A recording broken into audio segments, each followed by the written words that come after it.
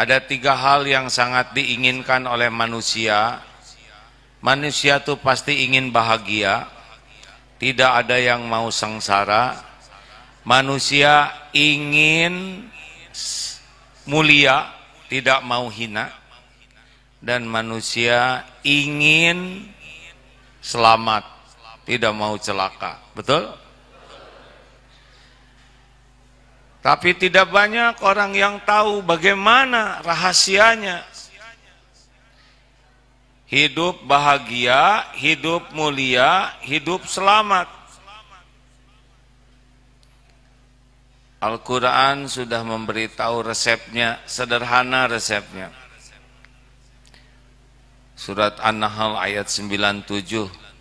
A'udzu billahi minasyaitonir rajim. Man amila sholihan min dzakarin aw untha wa huwa mu'min falanuhyiyannahu hayatan thayyibah. Al-ayah, ada lanjutannya ya. Ini di dunia saja dulu ya. Di akhirat walanajziyannahum, dan Allah akan mengaruniakan di akhirat nanti lebih baik bi ahsani ma kanu ya'malun. Ajrahum ma kanu bi ahsani ma kanu ya'malun. Maaf. Di akhirat nanti Allah akan memberi yang lebih baik dari apa yang kamu kerjakan. Nah, di dunia ini bahagia, mulia, bekal selamat itu namanya hayatan thayyibah. Tahu syaratnya? Apakah banyak harta pasti bahagia? Jawab. Apakah banyak harta pasti bahagia? Belum tahu kan, belum nyoba ya. Tidak. Harta bukan jaminan kebahagiaan. Apakah kalau kita punya jabatan tinggi pasti bahagia? Tidak jaminan. Harta, gelar, pangkat, jabatan, popularitas, penampilan, semua itu adalah ujian. Tidak jaminan bahagia. Kalau kaya bahagia, berarti yang paling kaya, yang paling bahagia, dan yang nggak punya uang paling menderita. Tidak. Kalau itu yang terjadi, mungkin orang berprasangka, oh Allah tidak adil. Tidak, orang yang banyak uang juga tidak sedikit yang bunuh diri. Yang terkenal juga bunuh diri karena stres. Bahagia itu ada pada man amila sholihan. Barang siapa yang beramal soleh, baik laki-laki maupun perempuan, dan dia yakin kepada Allah, beriman kepada Allah, Allah benar-benar mengaruniakan kehidupan bahagia yang baik. Jadi kunci bahagia itu intinya pada amal soleh dan dasarnya iman. Kalau disingkatkan, bahagia itu di mana? Pada iman dan amal soleh. Kurang bahagia kenapa? Kurang iman dan kurang amal soleh. Bagaimana tentang harta? Kalau menjemput hartanya pakai iman dan dengan cara yang benar, amal soleh menjemput harta bahagia. Kalau sudah punya harta dengan iman dipakai memperbanyak amal soleh, baru bahagia. Kalau saya lihat dari depan, maaf ya, ini wajah ada kemiripan nih. Ini wajah bakal meninggal nih. Benar atau benar? Kalau meninggal bawa apa? Bawa amal. Di dunia bahagia karena amal soleh, meninggal husnul khotimah, hadiah bagi yang beramal soleh. Dikubur kita punya teman yaitu amal soleh. Makanya nggak usah ribet hidup ini. Hidup ini hanya untuk beramal soleh. Sederhana hadirin. Pertanyaan, amal soleh itu kuncinya ada berapa, Cung? Ini kan mau meninggal. Hah? Amal soleh itu syaratnya ada berapa? Ya ngacung. Ini pasti udah pada tahu, cuma rendah hati ya. Selalu baik sangka Pak. Syaratnya hanya 2. Gimana kita mau meninggal nanti nggak jadi amal? Syaratnya cuma 2. 1, niatnya ikhlas. Yang kedua, caranya iktiba kepada Rasul, benar menurut tuntunan Islam. Di sana bahagia. Tidak ada bahagia dalam dosa. Tidak ada bahagia dalam maksiat. Tidak ada. Wah, itu mobilnya bagus, padahal dia jarang sholat. Enggak akan bahagia. Demi Allah tidak akan bahagia. Itu koruptor, itu kaya raya, demi Allah tidak akan bahagia. Siapapun yang bergelimang dosa dan maksiat, tidak ada cerita bahagia. Karena bahagia itu milik Allah, hanya diberikan kepada orang yang beriman dan beramal soleh. Jadi kita tidak usah iri sama dunia, ya. Nah, jelas Bu? Jelas tidak? Hah, baru juga mulai sudah jelas. Demikianlah hadirin sekalian. Senang sekali saya. Baru dimulai sudah selesai nih. Jadi yang ikhlas itu merupakan kunci pelajaran terpenting, terbesar dalam hidup ini. Karena kalau orang tidak punya ikhlas, tidak punya amal. Innamal a'malu binniyat. Amal itu tergantung niat. Niat itu alamat. Salah niat, salah alamat, tidak sampai. Nih buktinya hadis sahih nih ya. Yang pertama dihisab di akhirat, tahu siapa? Pak, maaf, itu yang di atas ini boleh dipindahkan. Kelihatannya apa tuh, sutra ya? Pindahkan apa ke bawah ya, sutrahnya. Nah, oh ibu bahagia kan? Amalan yang paling dicintai Allah membahagiakan orang lain. Enggak susah menurunkan itu. Itu ada tas, mau jual atau diwakafkan tasnya kan? Boleh diturunkan tasnya? Iya. Bapak bahagia? Aduh tuh kan, enggak sulit beramal tuh ya. Baik, Bapak Ibu sekalian. Apalagi yang bisa dipindahkan ya?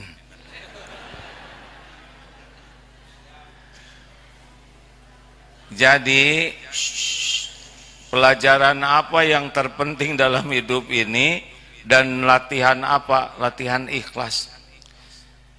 Rasulullah Shallallahu Alaihi Wasallam pernah menceritakan yang pertama dihisab, tahu siapa? Mujahid, orang yang meninggal di medan perang.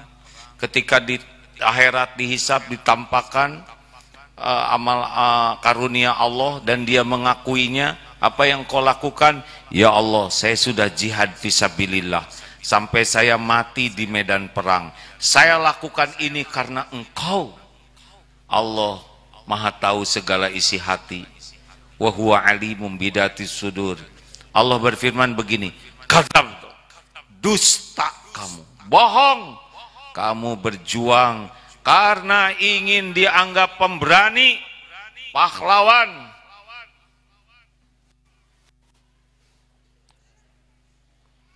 Dalam ilmu pidato, kalau ada yang bergerak, semua melihat yang bergerak.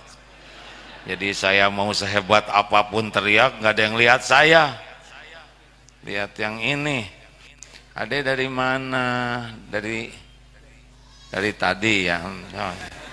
Cepat istighfar, yang itu yang belakang pada emosi ya. Ini buat tayangan kemana lagi? Al-Hakim supaya kelihatan ke bawah. Alhamdulillah. Dah kelihatan enggak? Dah duduk. Ya. Terima kasih, duduk di sana aja deh. Diam ya. Minta maaf sama yang ya. Kasih jalan Pak, kasihan. Itu ilmu pidato begitu Pak. Kalau lagi pidato ada yang bergerak, semua lihat yang bergerak. Lagi begini aja ada kupu-kupu, semua lihat kupu-kupu, ya kan. Lanjut. Di mana tadi saya?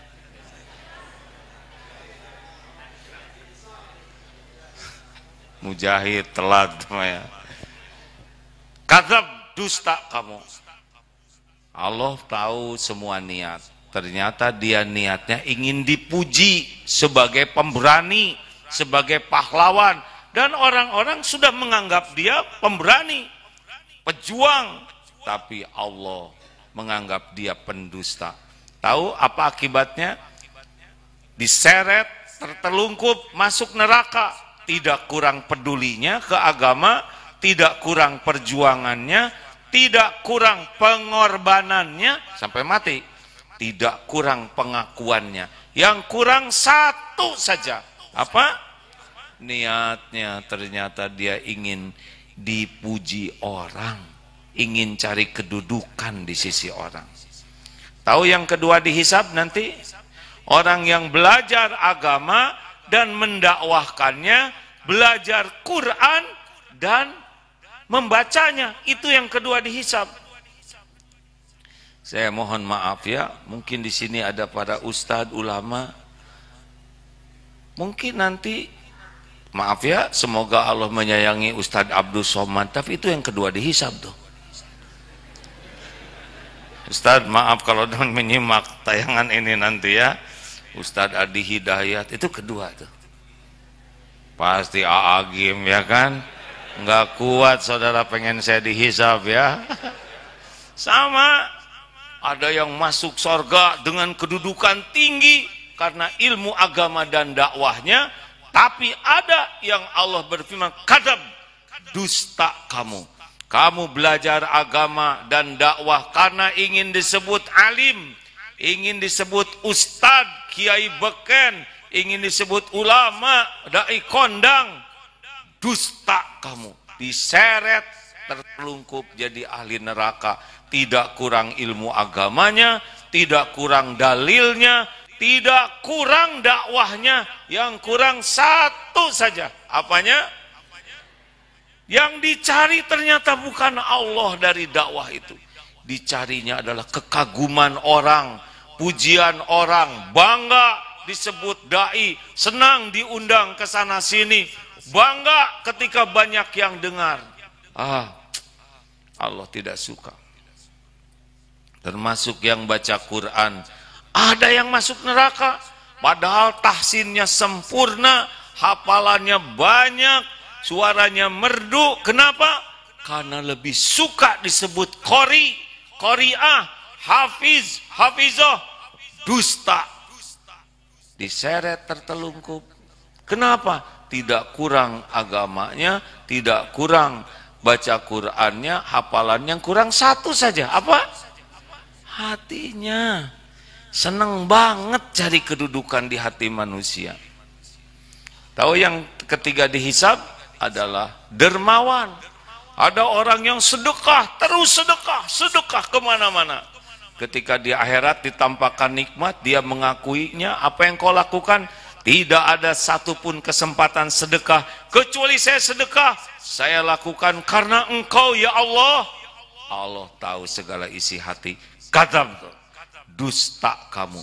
Kamu sedekah karena ingin disebut dermawan.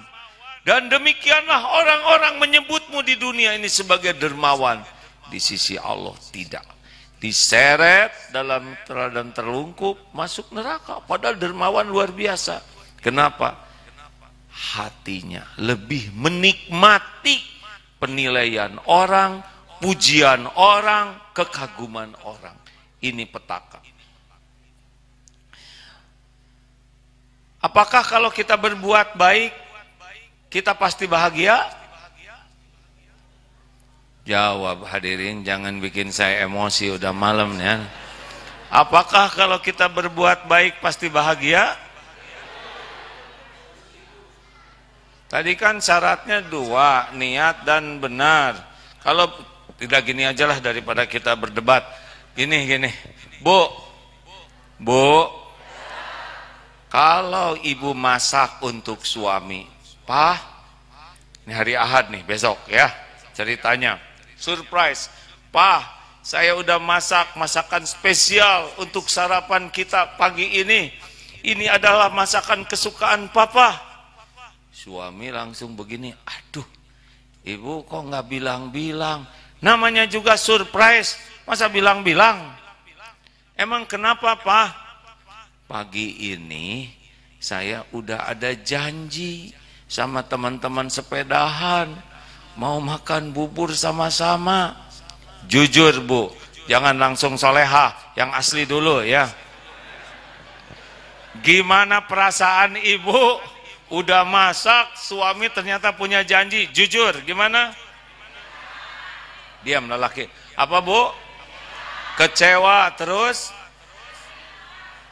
mangkel, jengkel, apalagi, Bu? Tuh wajahnya juga kesal, kapok, gak akan dimasakin lagi. Tuh, masak buat suami berbuat baik, tapi kenapa ujungnya jadi begitu? Jengkel, kesel, kecewa, sakit hati, gak akan dimasakin lagi. Kenapa? Karena kurang ikhlas. Memang kalau ibu-ibu yang ikhlas bagaimana? Begini, Pak, kita sarapan. Duh, Bu, maaf. Kenapa, Pak? Saya ada janji. Oh, Papa sudah ada janji? Pak, ingat ya, dalam Islam janji adalah hutang. Papa lebih wajib memenuhi janji daripada makan bersama saya sekarang. Tapi ibu sudah masak, capek. Tenang, Pak, saya masak, saya niatkan jadi amal soleh. Allah sudah menyaksikan saya masak, Allah tahu saya ingin membahagiakan Papa, tapi takdirnya belum hari ini dimakan. Berangkat sayang, jangan ragukan perasaanku. Gimana? Bagaimana? Saya tahu pikiran bapak-bapak. Kok istri saya nggak gitu? Dengar ya, ini cerita orang ikhlas. Ngarang saya tuh, Pak. Semua orang udah seneng ya kan? Hanya cerita orang ikhlas. Belum ketemu saya juga dengan yang kayak gitu, tapi udah senang.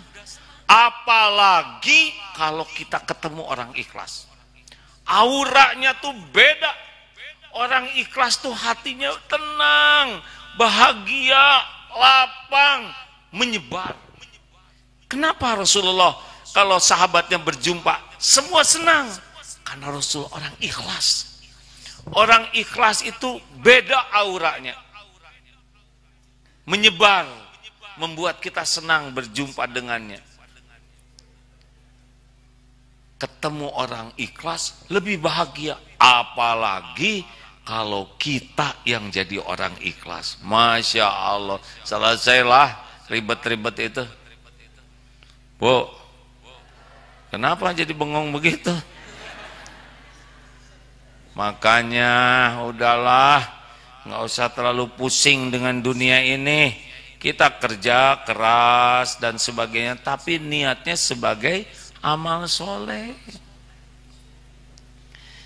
Jadi mari kita niatkan semuanya lillahi ta'ala. Inna sholati wa nusuki wa mahyaya wa mamati lillahi rabbil alamin. Udah itu saja sekarang, luruskan niat.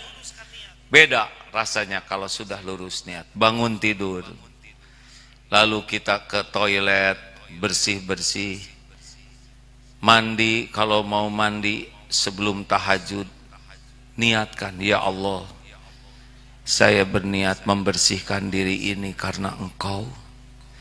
Terimalah jadi amal soleh ya Allah, agar saya bisa mengabdi kepadamu dengan sungguh-sungguh. Beda itu, Pak. Kemudian kita berwudu, niatkan, ya Allah. Tidak perlu dizaharkan ya, apalagi kalau di toilet. Hati itu, ya Rob, saya berwudu. Rasulullah menyuruh berwudu, Engkau memerintahkan saya lakukan berwudu ini. semata-mata hanya Engkau ya Allah. Terimalah wudhu saya ini ya Allah. Rasakan bagaimana berwudhu itu enak hadirin. Jatuhnya air dari tangan, jatuhnya air dari kumur-kumur, jatuhnya air membasuh wajah. Terasa ini tuh bagian karunia Allah menjatuhkan dosa-dosa kita. Kan jatuhnya air itu menggugurkan dosa.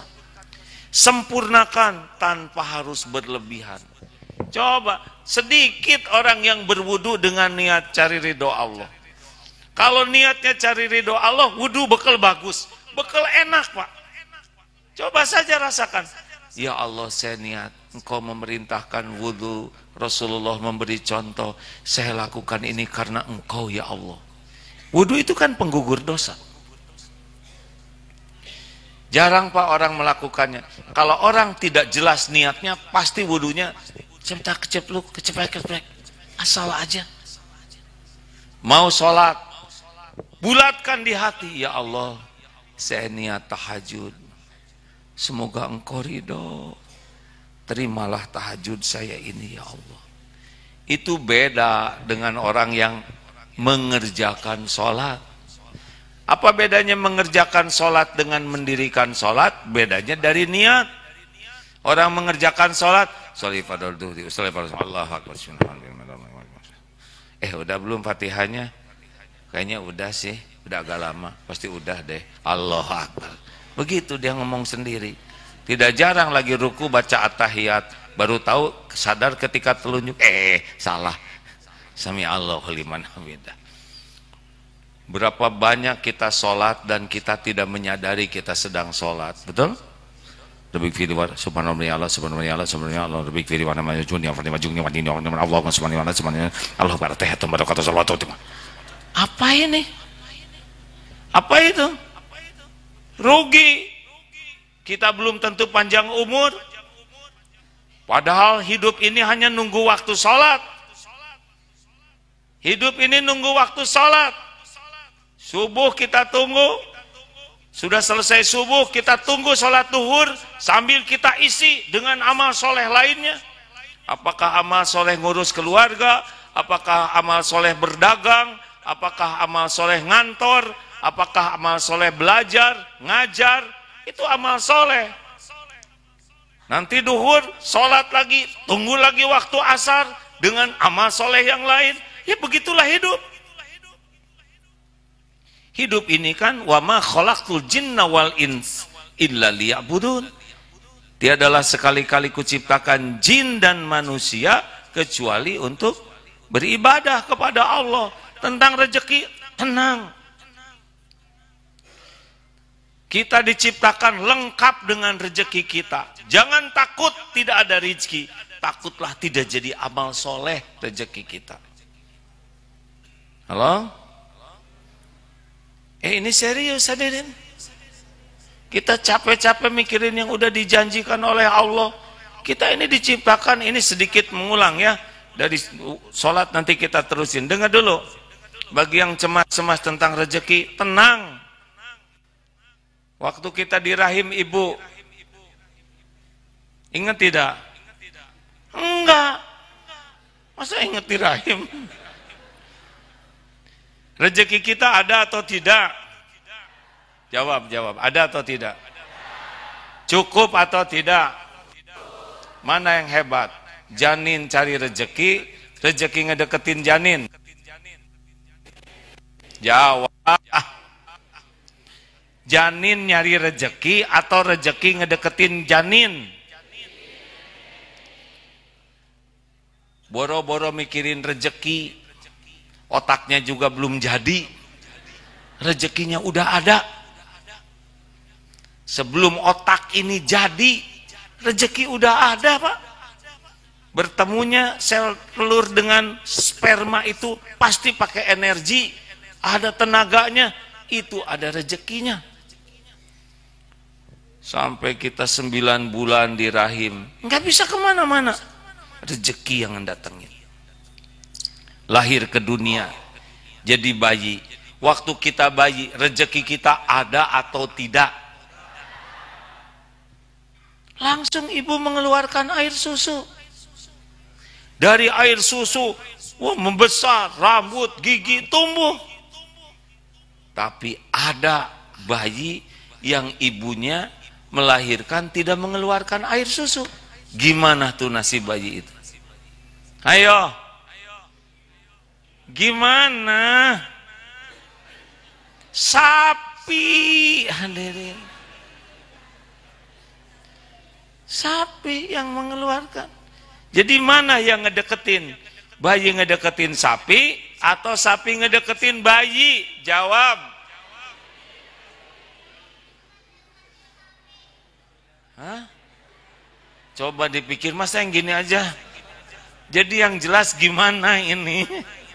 Bayi ngedeketin sapi, sapi ngedeketin bayi. Mana ada sapi ngedeketin bayi, itu tidak perlu sapinya, tapi perlu bukan susunya, air susunya. Mau ngapain nyusu ke sapi? Sapinya di Selandia Baru, bayinya di Padang. Demi Allah dia akan datang ke sini, Pak. Kan ada sahabat kita Ustadz Reza yang punya peternakan sapi perah di Selandia Baru. Ya, saya ke sana. Ini sapi segini banyak. Dikemanakan air susunya? Jawabnya apa? Diekspor. Masya Allah. Sapinya di ujung, tapi yang punya rezekinya demi Allah datang ke sini tuh. Pakai kontainer, dibawa ke pelabuhan, masukkan ke grosir, bawa ke supermarket, dibeli, bawa ke dapur, masukin botol, kucuk-kucuk, cep, masuk. Tuh, jadilah segede gini. Jadi sekarang Bapak mengerti kenapa manusia tidak boleh nikah sama sapi. Karena apa? Saudara sepersusuan. Bukan, karena beda jenis. Ini mah ketinggian ilmunya.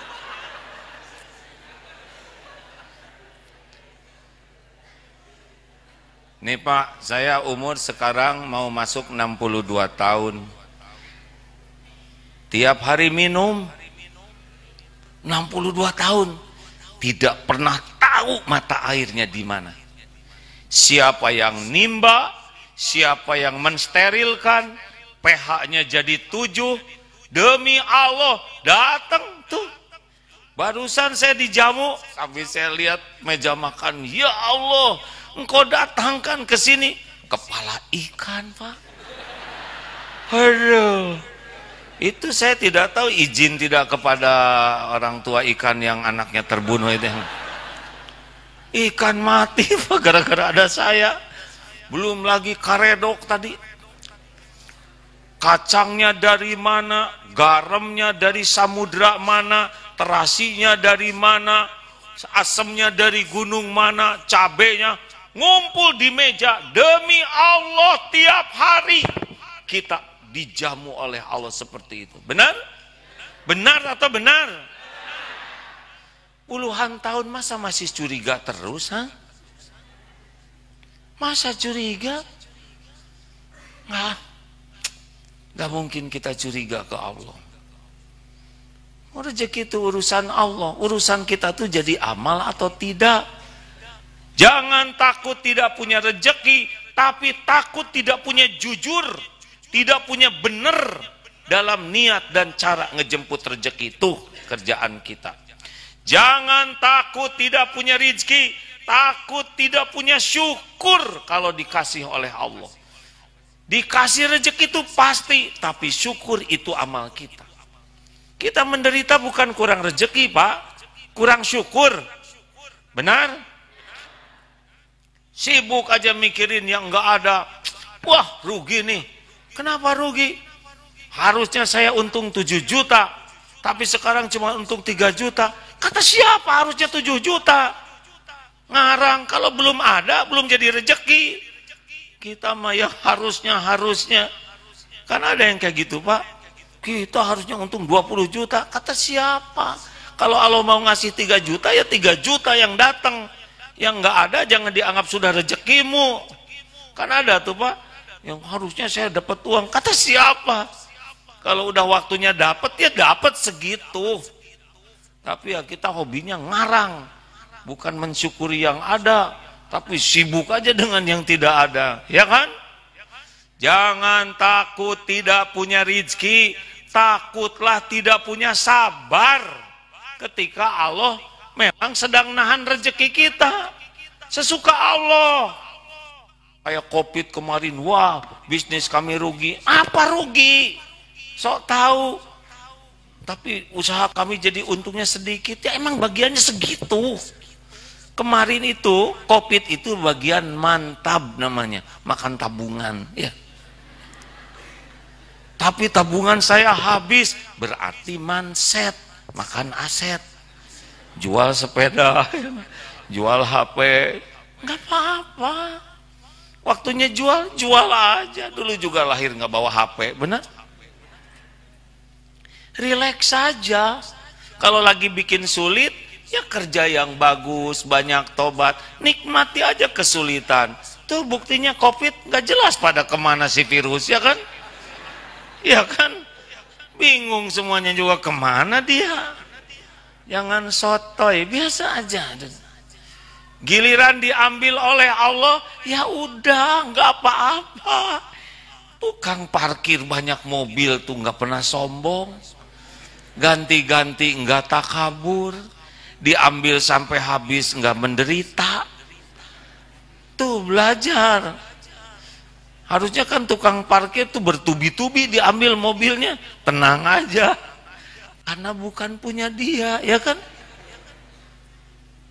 Kalau Allah mau ngambil, ya suka-suka yang punya dong. Enak aja nyebut musibah, wah saya kena musibah, dompet saya hilang, uang saya hilang 2 juta. Ya kalau Allah mau ngambil, ya udah, nggak usah dipikirin, udah nggak ada, masa dipikirin, ya. Mau ngapain mikirin yang diambil oleh Allah? Mending mikirin yang ada.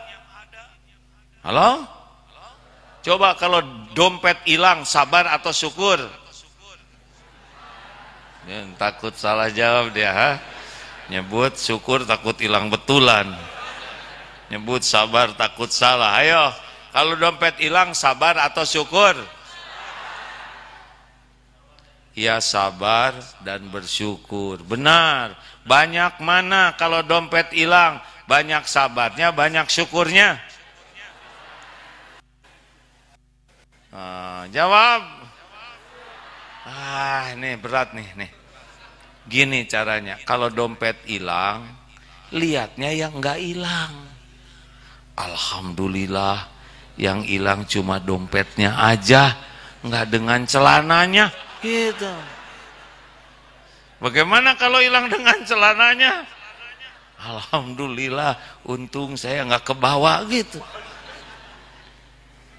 Lebih banyak yang disisakan lah oleh Allah daripada yang hilang, benar? Dan kalau memang udah waktunya hilang, pasti hilang, udah selesai. Kenapa sih pakai capek mikirin yang nggak ada?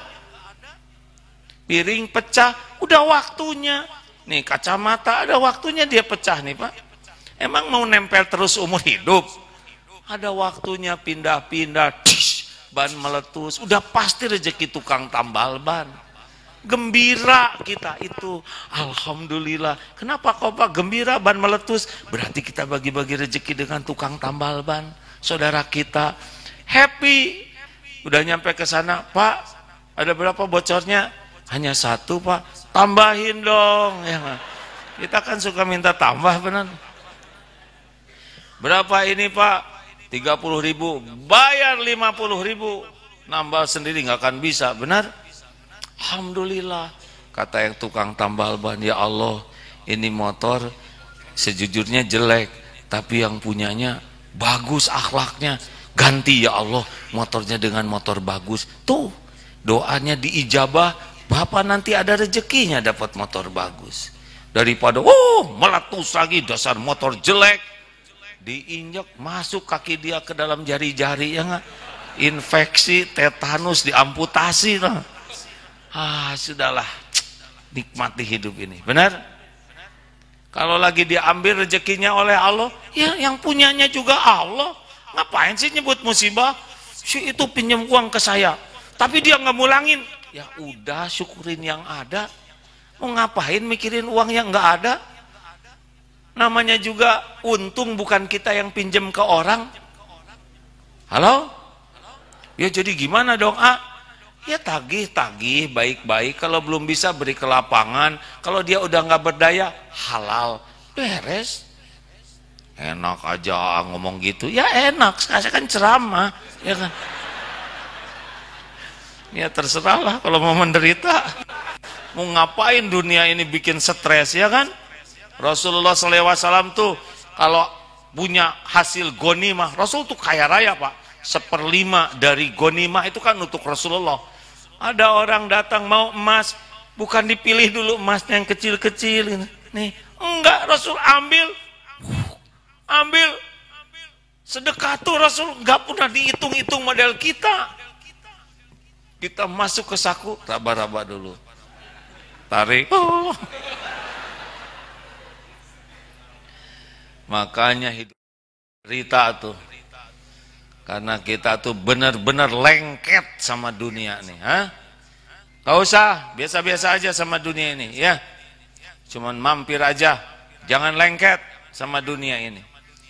Penyebab kita menderita dengan dunia tuh karena kagum kepada dunia dan lengket di hati kita. Gak usah kagum, dunia ini kalau ada harga sesayap nyamuk saja, orang-orang yang ingkar itu gak akan dikasih minum walaupun seteguk. Saking gak ada harganya nih dunia, mau kafirin, zolimin, munafikin, orang yang durjana, orang yang mengingkari Allah, kasih aja dunia ini. Gak akan dibawa kemana-mana, paling ngaku-ngaku aja begitu. Kasih asam urat, gak mau dia makan kacang-kacangan. Kasih kolesterol, sama saya juga Pak. Udah, tadi saya ngomong apa jadi kesini ceramahnya hadirin. Dah, jadi gimana sekarang? Ya sekarang kita usahakan apapun yang kita lakukan, cari ridho Allah aja. Bapak, kenapa Bapak nganter anak? Ya, anak titipan Allah. Saya kepala keluarga, saya harus berikan. Apakah Bapak berbuat baik ke keluarga supaya dihargai keluarga? Bukan urusan saya. Urusan saya adalah mendidik, memberi contoh kepada keluarga, berbuat yang sebaik-baiknya supaya Allah ridho.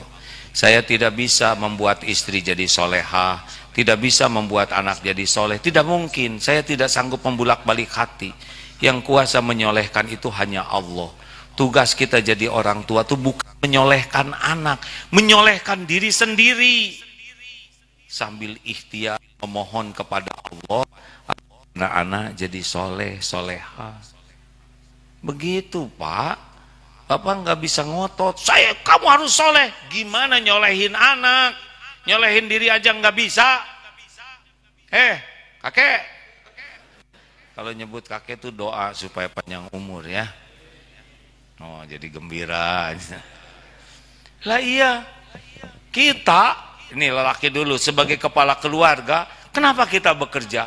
Bekerja tuh amal soleh, menjemput rezeki. Rezeki udah ada, kita jemput supaya jadi amal soleh. Jumlahnya terserah Allah. Apakah kita penting jadi orang kaya? Enggak penting. Yang penting adalah cukup. Enggak mungkin kita kaya semuanya. Bukan tidak mungkin menurut Allah, mungkin semuanya mudah. Tapi Allah membagikan kekayaan beda-beda. Karena bahagia tidak identik dengan kaya.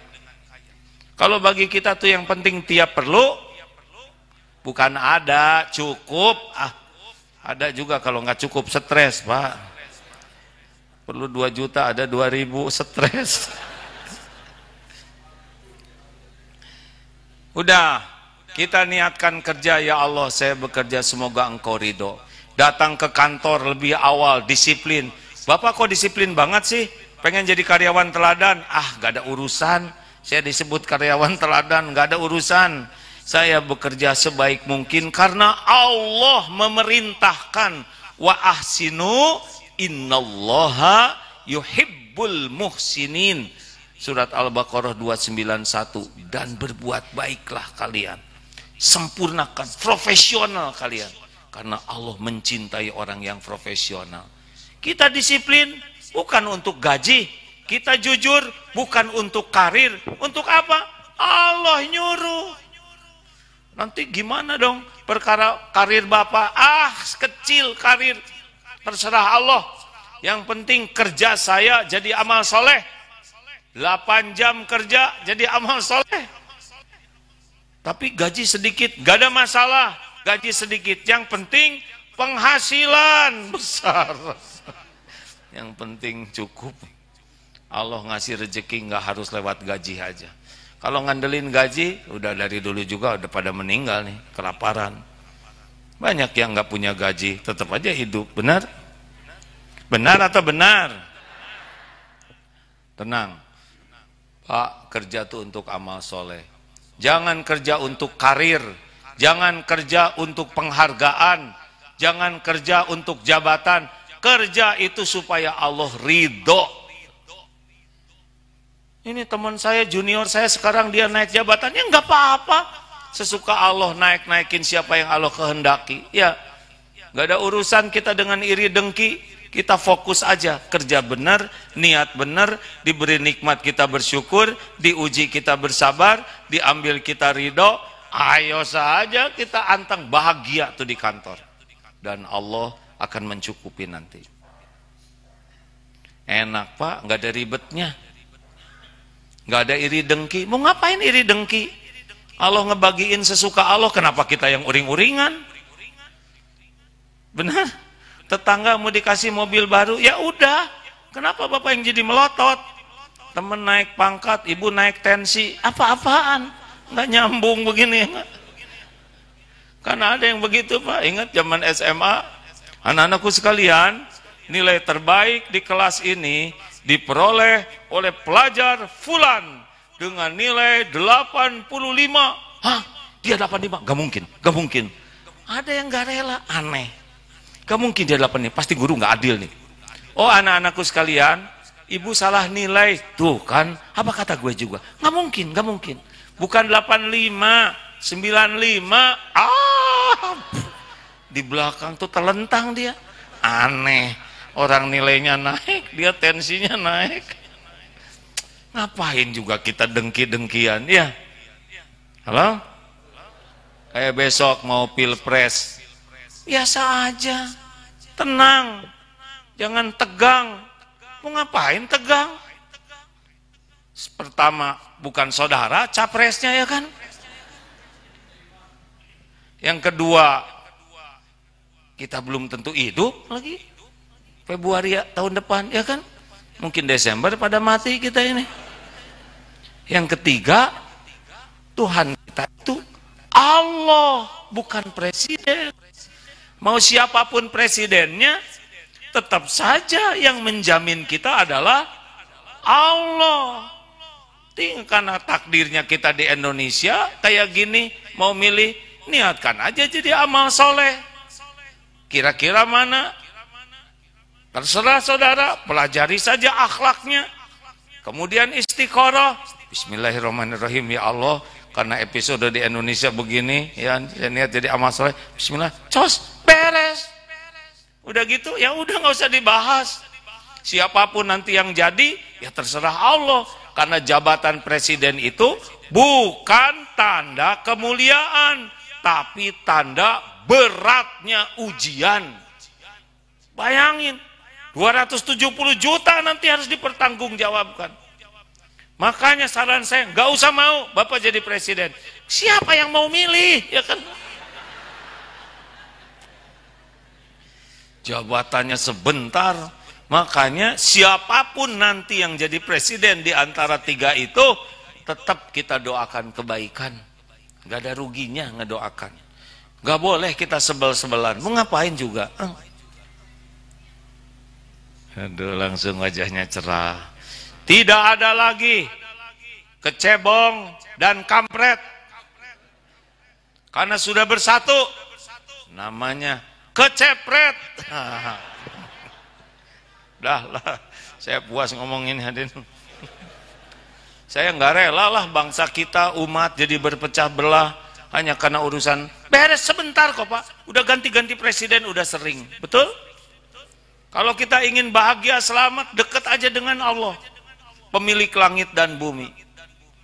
Kita tercukupi, mau presiden siapa aja. Kalau Allah mau ngangkat derajat, kita ngangkat. Kalau Allah mencukupi, cukup. Itu urusan dunia, jangan sampai membusukkan hati kita. Gak usah segala dibahas. Jangan terus mencari-cari aib satu sama lain. Mau ngapain? Tobat aja kita. Pada mikir sama, benar juga ya, benar gak Pak? Dah, saya mah belum tentu panjang umur, mau bahagia. Saya juga mau nyoblos, tapi nggak akan saya kasih tahu yang mana. Tinggal istiqoroh, udah nggak usah ngebahas yang gitu-gitu ah. Ya, pilih yang kira-kira bisa tanggung jawab dunia akhirat, dah gitu aja. Lanjut. Udah habis nih, jadi jam 9. Di sini biasa tidur jam berapa? 11. Saya jam 9 bobo. Udah waktu tidur nih buat saya, pantas sudah kunang-kunang. Baik Bapak Ibu. Jadi sekarang niatkan semuanya. Kalau istri bagaimana? Sama. Ibu, Bu. Suami bagi ibu apa artinya? Suami itu apa sih bagi seorang istri? Sebagai apa? Diam lelaki. Apa Bu? Imam. Lah kemarin imam Ramadan gak beres-beres ya kan? Cuma ina atau ina aja, gak ada berkembangan. Teori sebagai imam, faktanya malah berat. Ibu kalau nganggap suami ibu sebagai imam, ibu bakal menderita. Walaupun benar suami itu harusnya jadi imam. Mau tahu Bu, supaya ibu bahagia, jangan terlalu cinta sama suami. Model-model ini Bu, maaf ya Pak ya, model-model ini gak bisa diharapkan.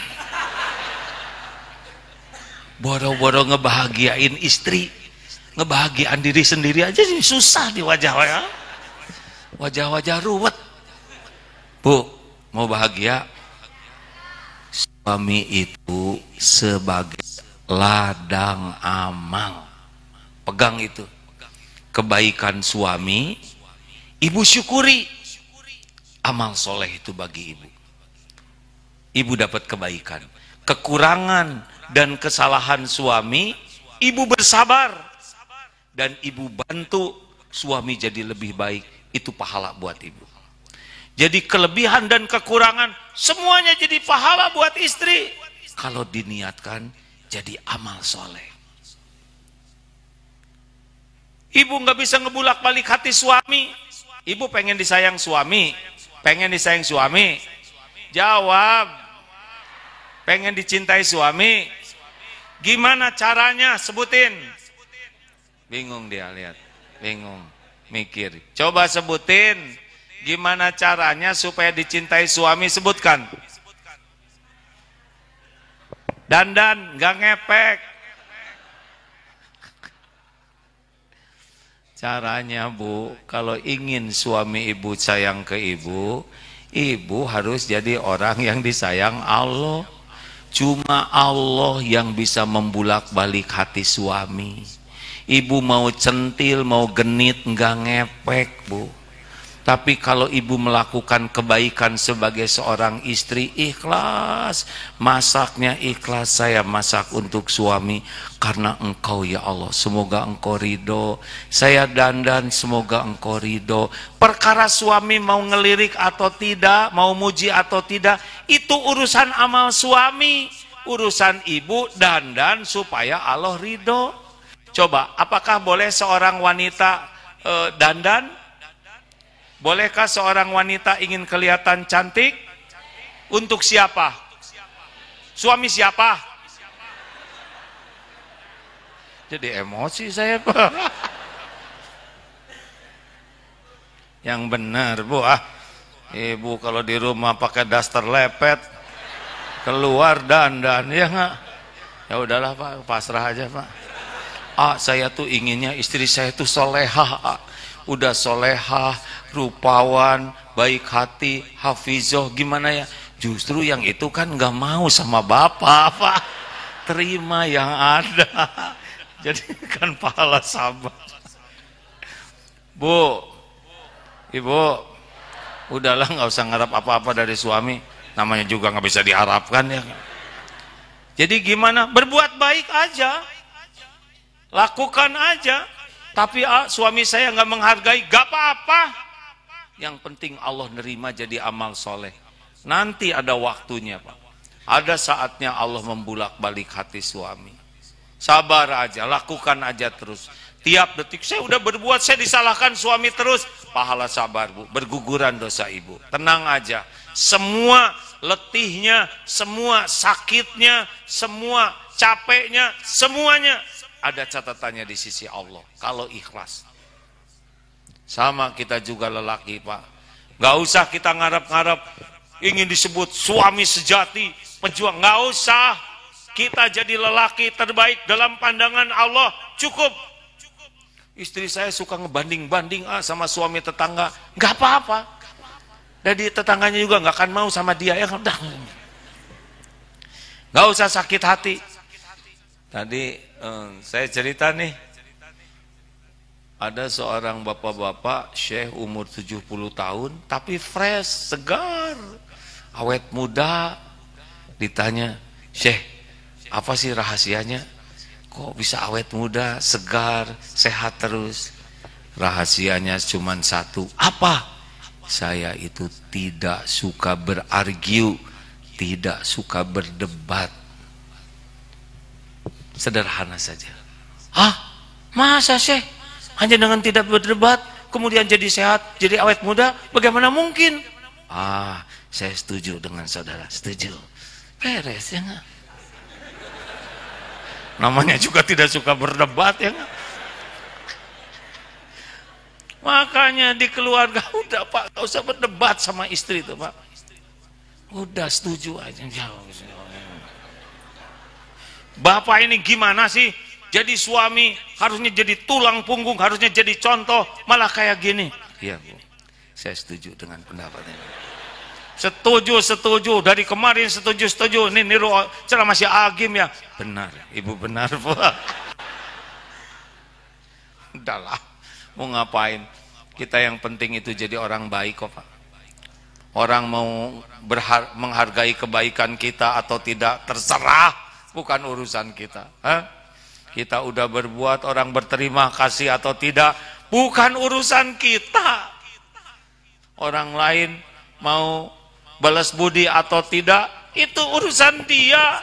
Urusan kita berbuat baik setiap waktu supaya Allah ridho. Begitu. Gak usah risau dengan yang akan datang. Namanya juga yang akan datang kan belum ada, bener? Aduh gimana ya kalau saya pensiun? Ya saya nggak tahu. Saudara belum pensiun ya. Kan ada tuh Pak yang suka stres sebelumnya.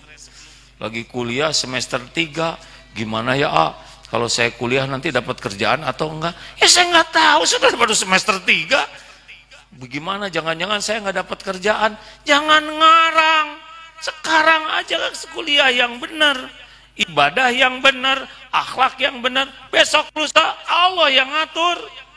Kalau kita mensyukuri hari ini penuh dengan amal soleh, jaminan Allah, la in syakartum la azidannakum. Besok lusa Allah yang akan memberikan yang terbaik. Nggak usah risau. Segala kejadian itu dalam genggaman Allah. Segala karunia itu milik Allah. Gak usah risau, hadirin. Risau tuh kalau tidak jadi amal soleh. Jelas, Pak? Pak, udah jauh-jauh nih saya ke sini. Padatkan jam demi jam, menit demi menit, kalau bisa detik demi detik. Jadi amal soleh itu kerjaan kita. Luruskan niat. Lihat sampah, pungut. Ya Allah, engkau takdirkan saya melihat sampah. Ambil, masukkan ke tempat sampah. Tidak usah diposting. Ini sampah milik siapa nih? Mungkin ada kalanya untuk dakwah, tapi sudahlah. masuk ke toilet di mana misalkan toilet masjid ada peninggalan orang lain yang berkesan, apalagi itu mau diposting gimana? Jijai, sudah rezeki saudara. Melihat dia, ambil, bersihkan, punya minyak wangi, gak usah ketahuan. Mau keluar ada kecoa telentang gini-gini, kebetulan bukan? Enggak, takdir Allah kita ketemu dengan kecoa telentang. Dia telungkup susah. Apa yang kebayang? Jujur. Hah? Ayo, apa dek? Mau diapain tuh kecoa? Ah, jangan langsung soleh, yang asli dulu.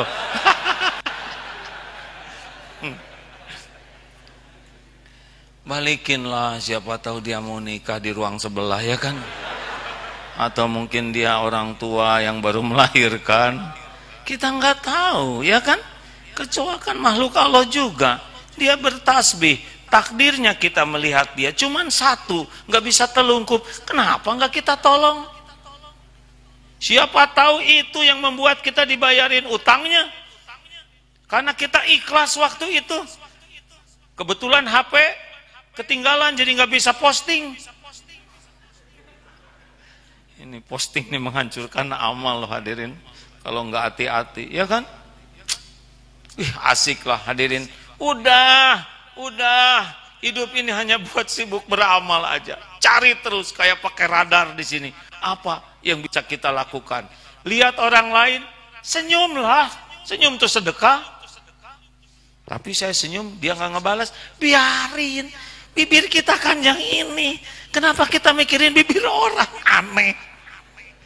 Kenapa kita harus membuat orang harus senyum ke kita? Yang harus tuh kita yang senyum. Benar? Assalamualaikum warahmatullahi wabarakatuh. Tebar salam. Dia nggak ngejawab. Kurang ajar. Kata siapa kurang ajar? Siapa tahu dia kurang pendengaran. Atau mungkin sedang fokus memikirkan masalah. Kenapa jadi buruk sangka? Hah? Tugas kita kan berbuat kebaikan. Bukan maksa orang ngejawab. Benar? Sederhana hidup ini hadirin. Kita tuh menderita karena kita ngarep-ngarep dari makhluk. Bukan ngarep-ngarep dari Allah. Ibu udah dandan. Mas, gimana penampilan saya? Nggak usah nanya. Itu jadi masalah lagi. Dah, dandan. Nanti disebut kesemek sakit hati. Enak hadirin.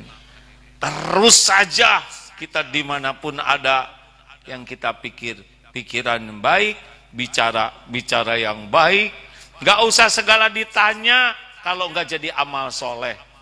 Ketemu teman udah lama, udah meninggalkan dunia hitam ya, kan teman beruban, mau ngapain nyebut itu? Jadi orangnya malu disangka ahli maksiat, ya kan?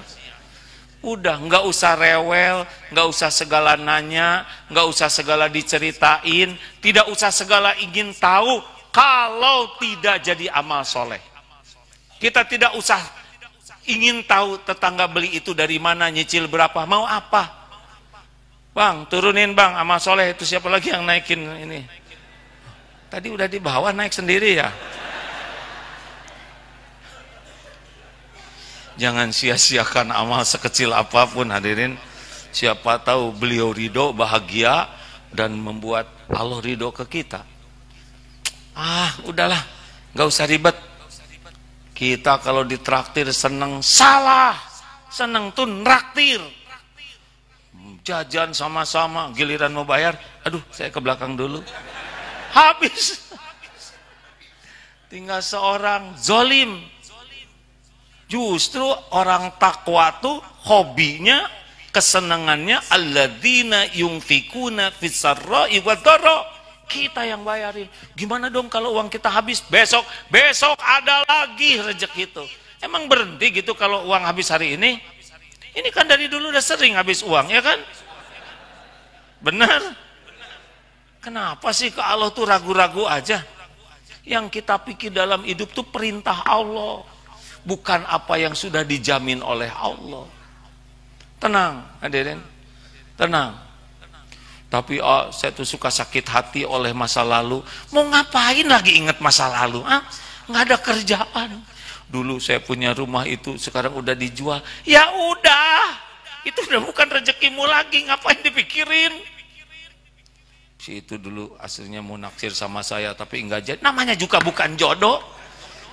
Kenapa suka capek-capek dengan yang lalu? Yang lalu sudah berlalu. Selesai. Jangan suka ngungkit-ngungkit. Ma, kamu punya pacar berapa waktu SMA? Mau ngapain? Cari penyakit udah sama aki-aki ini ngebahas SMA. Udah selesai. Hah? Maaf Pak kalau saya menyinggung perasaan Bapak. Nggak apa-apa Pak, nggak apa-apa. Bapak sangat menjiwai ceramah ini. Sampai masuk ke tenggorokan. Udahlah hadirin, pokoknya mah kita pikirannya sederhanakan aja ya. Setiap waktu jadi amal soleh. Belum tentu kita ini panjang umur. Maaf ya Pak, saya mohon juga mendoakan, ini salah seorang sahabat ngantar ibunya ke Bandung. Ini baru saya dapat kabar, ngantar ibunya ke Bandung. Kemudian saya mau olahraga dulu ya, olahraga saja bersepeda, ini pesepeda. Kemudian di Nagreg tiba-tiba istrinya dapat telepon. Ini istrinya, iya ini bapaknya jatuh dari sepeda, meninggal. Innalillahi wa inna ilaihi rajiun. Allahumma gfir lahu warhamhu wa'afihi wa'fu anhu. Meninggal, tidak nyangka itu. Keluar dari rumah seperti biasa, seperti tadi saya berangkat. Saya pergi dulu ya. Tiba-tiba terakhir itu pertemuan. Kita kan nggak tahu ajal itu 3 rahasianya. 1 waktu, 2 tempat, 3 cara. Kita bakal ngedatengin. Itu beliau mendatangi tempatnya dicabut nyawa, pasti ke sana, pasti ke sana. Kalau di rumah sakit meninggalnya di tempat tidur, itu pasti ke sana. Orang akan mendatangi. Tapi yang paling penting itu pertemuan dengan istri, dengan ibu jadi amal atau tidak? Mudah-mudahan jadi amal. Olahraga, berapa banyak yang olahraga dan meninggal ketika olahraga? Niatkan olahraga jadi amal soleh. Makanya ini yang suka lari, olahraga, bersepeda, usahakan niatnya lurus. Ya Allah, saya niat berolahraga. Semoga engkau ridho tubuh titipanmu ini menjadi tubuh yang engkau sehatkan. Selain niatnya, pakaiannya juga harus benar. Jangan sampai ngetet. Kan ada itu sekarang. Aku pakai jilbab, tapi jadi kayak pakaian selem. Jilbabnya kecil, dimasukin ke leher, bajunya ngetet. Jadi nggak cocok. Terus meninggal di jalan. Gimana jadi pahalanya? Ya, usahakan olahraga juga niatnya benar dan pakaiannya benar, caranya benar. Pakai headset ke sini, jangan lagu lah, mendingan murotal aja, bisa meninggal, ya kan? Lagi lari, kalau dangdut mungkin meninggalnya nggak tahu, saya nggak tahu lagu dangdut kayak apa ya nggak. Tapi kalau misalkan zikir sepanjang lari, meninggal takdirnya lagi lari, insya Allah mudah-mudahan husnul khotimah. Kita tidak tahu di jalan berapa banyak yang pergi dari rumah dan tidak kembali lagi, termasuk saya sekarang. Saya berangkat, belum tentu saya bisa pulang ke rumah lagi. Kalau takdirnya saya meninggal di laut dengan teman-teman yang bakal meninggal di sana, nanti jatuh ke sana. Yang penting bagaimana selama di penerbangan, di kendaraan, jadi amal soleh. Makanya kalau bisa di mobil tuh jangan lagu yang nggak jelas ya. I love you, yeah. Mati ke gimana? Termasuk mau tidur. Jadikan amal soleh. Kalau bisa wudhu dulu. Gimana kalau sudah wudhu kemudian saya kentut? Itu urusan ibu. Kenapa harus dilaporkan ke saya? Tinggal dut aja, selesaikan dengan suami ya. Kalau kentut ya sing bijaksana aja. Wudu, ya Allah saya niat tidur, tubuh ini milikmu, semoga dengan istirahat ini besok saya lebih bisa mengabdi lagi padamu. Saya niat tahajud ya Allah, hanya engkau yang bisa membangunkan, terimalah. Baca ayat kursi, baca al-ikhlas, al-falak, an-nas, tiupkan ke tangan, sunnah ini ya, usapkan ke seluruh tubuh. Dah, sambil tidur zikir. Saya sudah susah tidur, ya udah zikir aja terus. Nggak usah lihat jam. Oh, jam segini belum tidur, makin gak tidur. Zikir saja. Allah udah tahu kok kalau kita susah tidur besok nggak bisa kerja dengan bagus, nggak bisa belajar. Zikir aja, ya Allah, ya Hayyu, ya Qayyum, astagfirullah. Nanti ditidurkan oleh Allah. Enggak ribet hidup ini. Kalau bersama Allah setiap saat nggak ada ribetnya. Yang ribet itu kebanyakan mikir, kurang zikir. Harusnya bagaimana? Stres itu kebanyakan mikir, kurang zikir, stres. Harusnya bagaimana? Hah? Banyak zikir, kurang mikir? Salah. Kita pasti mikir terus. Harusnya tiap mikir jadi zikir. Ingat anak, ingat Allah. Ya Allah, hanya Engkau lah yang menciptakan anak ini. Engkau yang membulak-balik hatinya. Engkau lah yang menitipkan. Ampun ya Allah, saya belum jadi ayah yang baik. Ampun ya Allah, Engkau tahu saya belum jadi contoh yang baik di rumah. Saya belum mendidik dengan sungguh-sungguh. Saya belum mendoakan dengan baik. Ampun ya Allah. Kalau lihat anak kelakuannya belum baik, jangan nyalahkan siapa-siapa. Salahkan diri, evaluasi. Anak saya enggak jujur, kita jujur tidak? Nggak usah dijawab ibu, jujur.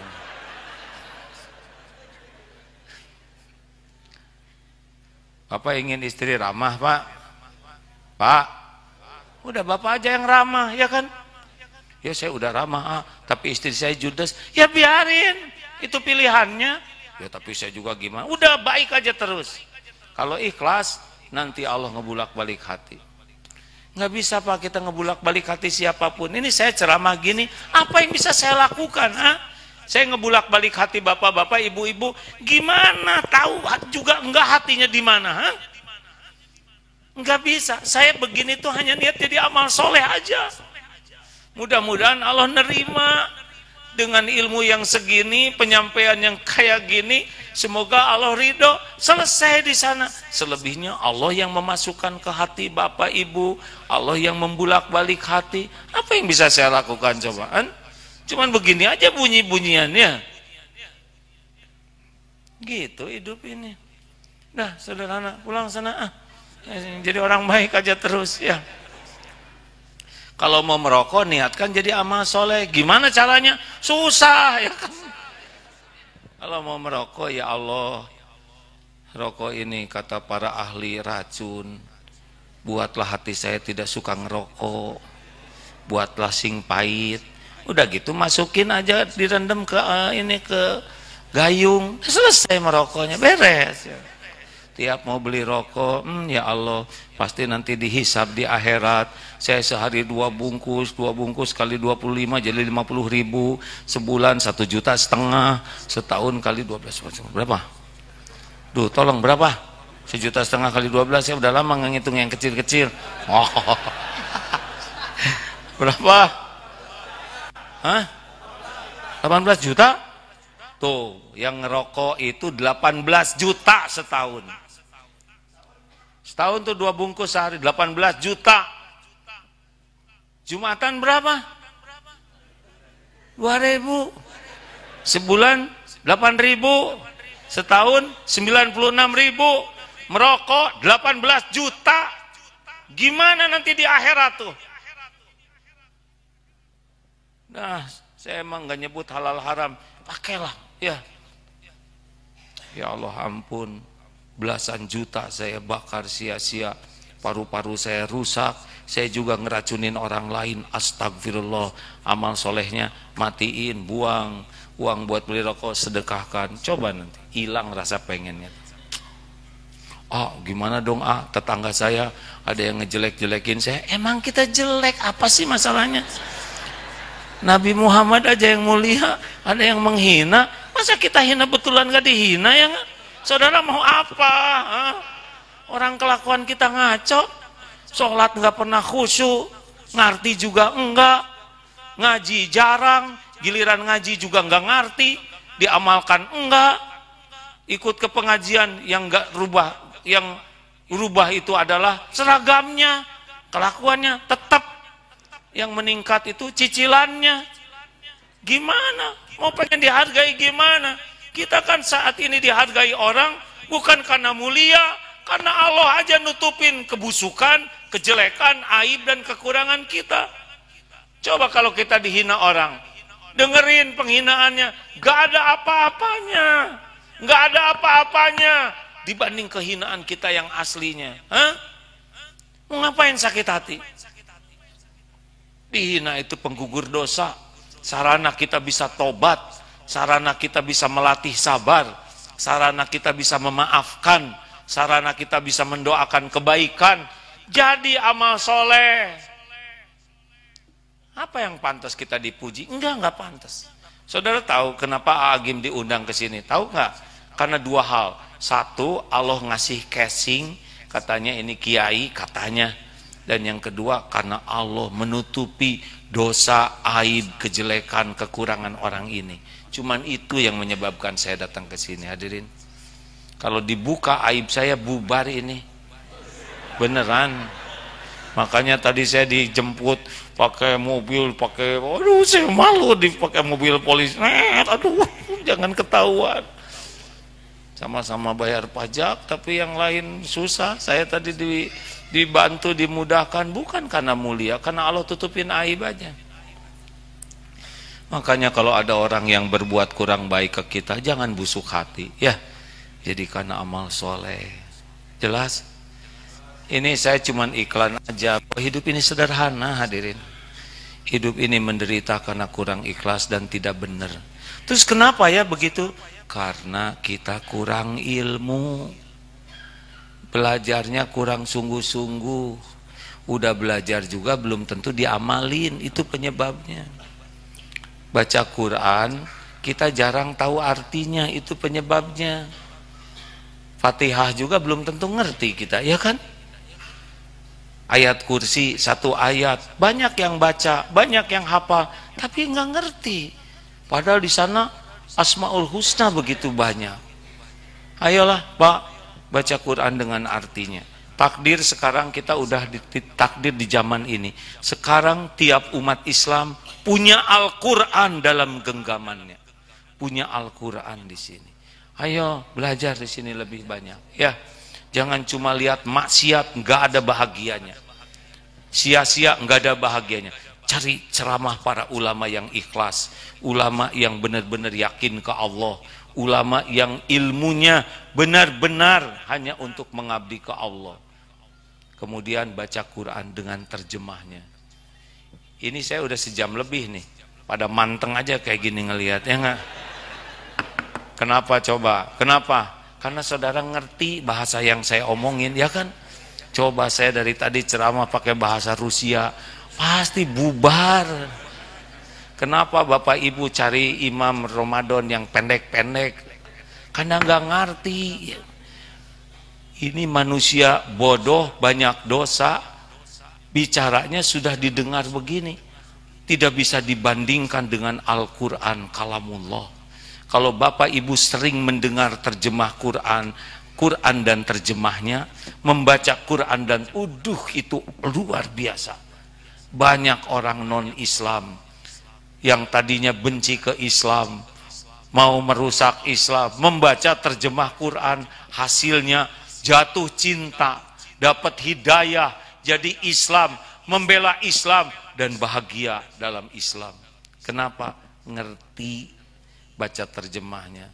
Kita ini udah bahasa Arabnya nggak bisa, ini kan bisa bahasa Latin nggak? Bisa huruf A, B gitu, bisa kan? Bacalah terjemahnya, ya. Udah segitu aja. Kelihatan pada malu nih wajahnya. Gua nggak bisa, udah capek saya. Untung dikasih makan dulu Pak tadi Pak. Jadi tenaga saya ngerti kenapa saya tadi dikasih makan ya. Karena beliau ikhlas. Pokoknya setiap waktu hanya untuk berbuat baik, berpikir baik, berkata baik, berprasangka baik. Yang baik aja lah. Bahagia itu hanya ada pada kebaikan. Setuju? Mau dunia kaya apa aja, ya silakan. Yang penting kita terus berbuat baik dan menyebarkan kebaikan. Orang berubah jadi baik bukan oleh kita, Allah yang mengubah. Tugas kita adalah terus jadi contoh berbuat baik dengan ikhlas. Orang gak nerima, ya gak apa-apa, terus saja.